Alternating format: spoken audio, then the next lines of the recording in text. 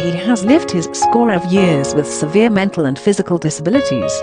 Now he is seriously ill. In Zimbabwe today, it is hard to get treatment and medicine when you are poor. He lies on a foam rubber mat in the yard, unable to brush away the flies that constantly bother him. I am called to bring him the church's anointing of holy oil. He brightened up and smiled, but I felt my own poverty as there was little I could do to help him. He used to board at a school called Tose, all of us together, but they had to close because of COVID-19. So now he is at home, reliant on what help his poor family can find. This Sunday we read one of Jesus' stories about a man who was heavily in debt. Payback time came, and the man was at his wits' end to know what to do. He went to his boss and, with extravagant gestures, begged for more time. The boss was touched and decided to cancel the debt. The man was effusive in his thanks, but his heart was not touched.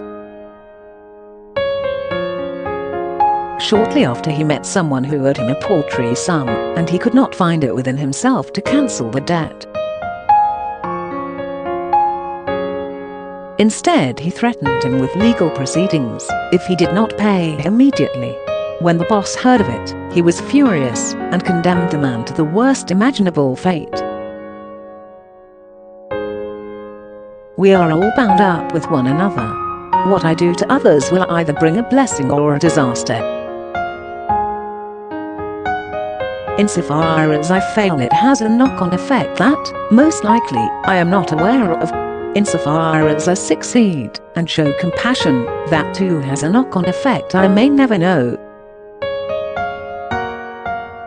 But who, among our decision-makers, spares a thought for Prince whose life is threatened by a lack of medical care? We are responsible for each other, and the parable of Jesus we will read points to how he cancelled the debt that we all incur. His desire to pay the price of our infidelity to God removed us from the worst imaginable fate.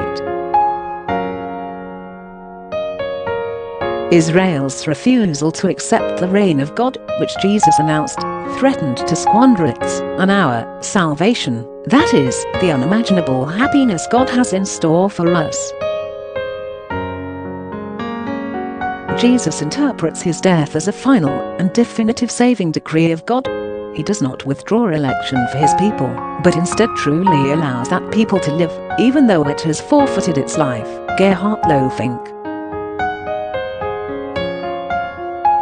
God holds fast to the covenant with Israel in Jesus in spite of everything. Jesus invites us to find and take our place in this struggle in which he is engaged in the world today.